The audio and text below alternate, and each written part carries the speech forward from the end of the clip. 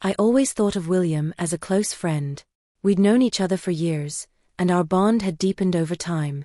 He was someone I admired, not just for his professional success but for the life he'd built with Jane, his wife. Their marriage had always seemed perfect, at least from the outside. They had tied the knot young. William was just 23, and Jane was 25, and their life together appeared seamless. They had a son, a beautiful home, and a connection that, from the surface, seemed unwavering. Jane, especially, had always impressed me. During my wife's battle with breast cancer, she had been incredibly supportive.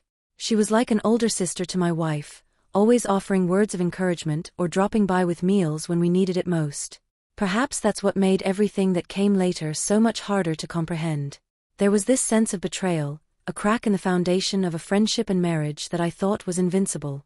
It began about a year ago, when William started to open up to me about the changes he noticed in Jane. There was a sudden coldness, an emotional distance that hadn't been there before. He mentioned how she'd become overly protective of her phone, always keeping it within arm's reach, always guarding it like there was something on there she didn't want him to see. It had been 6 months since they had last been intimate.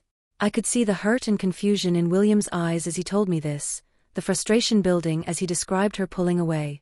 Even on their wedding anniversary, Jane hadn't come home until 4 a.m. without offering any explanation. The red flags were unmistakable, and I felt a growing unease as I listened. I wanted to help him, to shake him and tell him that something was very wrong. I tried in my way, but William wasn't ready to see it. He didn't want to believe that Jane could be unfaithful. Despite the mounting evidence, he clung to the hope that it was something else: work stress, motherhood, anything but the possibility that she was betraying him. Weeks passed, and Jane became even more distant. The lively, affectionate woman who had once been a fixture in both William's and my life was now a ghost. She stopped coming around to see my wife as much, stopped engaging with the people who cared about her. It was like she was slipping into another life, and William was powerless to stop it.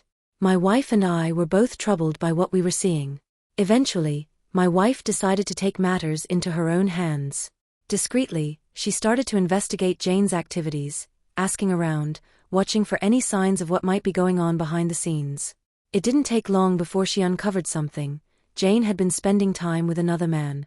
He was a mechanic, supposedly just a friend, but there was something off about the way they were together. We suspected there was more to the story. When I shared this with William, I could see the anguish in his face, but even then, he hesitated. He didn't want to believe it. He wasn't ready. It took weeks of urging, but eventually, he agreed to hire a private investigator. For 3 long months, there was nothing. The investigator followed Jane, documented her movements, but there was no concrete evidence of an affair. It was frustrating, this period of not knowing, but then everything changed with a single photograph. One day, the investigator handed William a photo. Jane was holding hands with another man as they exited a theater together. It was the proof William had dreaded but needed. The truth was finally undeniable. When he called me that night, I could barely recognize his voice. He sounded hollow, like a man whose world had been ripped apart. I listened as he spoke about the photograph, the overwhelming despair he felt. There was a silence between us, a void that no words could fill. Later that evening, we went to a bar together, just the two of us, trying to numb the pain with alcohol. William opened up in a way he hadn't before. He talked about how Jane had stopped caring for him long before the affair became obvious. She barely acknowledged him anymore, except for a perfunctory forehead kiss before bed. She spent all her energy on their son, leaving nothing for William. The marriage, once vibrant, had become a hollow shell. As time passed, William began to slowly rebuild himself. He sought comfort in the company of someone new, a woman named Helena from his office. She was younger, full of energy, and she reignited something in William that had long been dormant. He began to smile again, to laugh.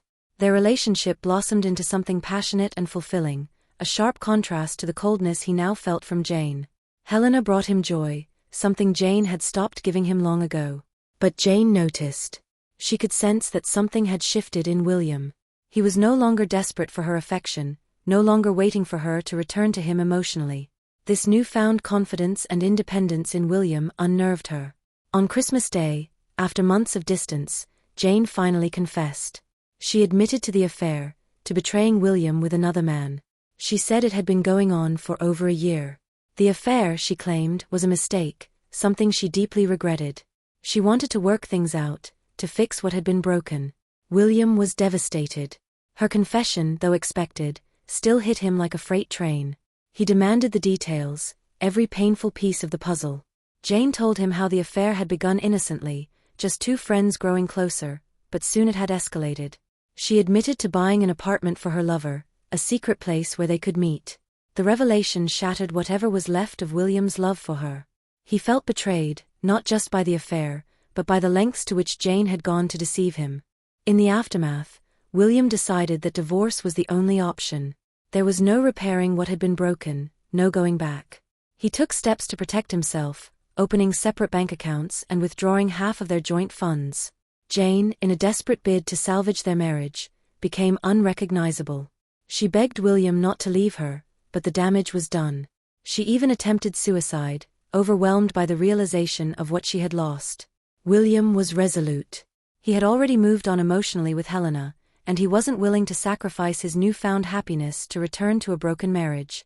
Even after Jane was released from the hospital, his mind was made up. The house, once filled with the warmth of their shared life, became a cold battleground. William imposed strict rules if Jane wanted to continue living under the same roof. She would be responsible for all household chores, and she had to comply with his demands regarding their relationship dynamics. He treated her with a coldness that was as much a defense mechanism as it was a reflection of his feelings. Jane, once so vibrant and independent, became a shadow of herself.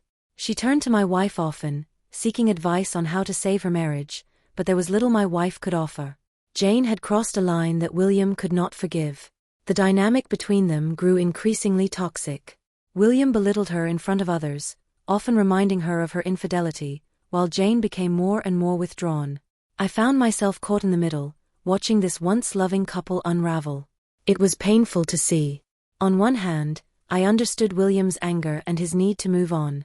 On the other hand, I couldn't help but feel pity for Jane. She was lost, broken, and unable to fix what she had destroyed. Their marriage, once so full of promise, had become a battlefield of resentment and regret.